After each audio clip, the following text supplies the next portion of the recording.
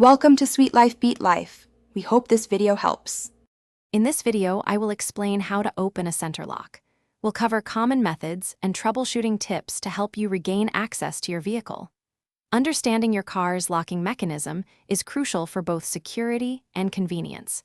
Whether you're dealing with a remote issue or a manual override, this guide will provide clear, actionable steps.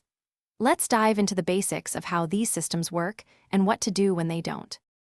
The most common way to open a center lock is with your key fob. Simply press the unlock button and all doors should disengage. If the fob isn't working, try using the physical key in the driver's side door. This often manually overrides the central locking system.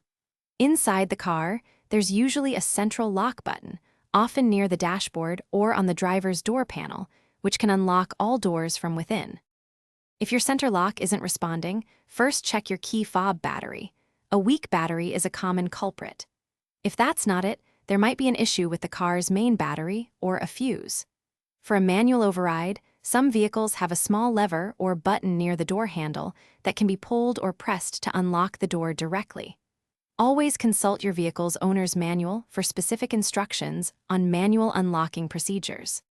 For long-term maintenance, regularly lubricate your door lock mechanisms, especially in older vehicles, to prevent sticking. If you're consistently experiencing issues, it might be time to consult a professional mechanic. They can diagnose electrical faults or actuator problems that are beyond a simple fix. Remember, a well-maintained locking system ensures your safety and convenience.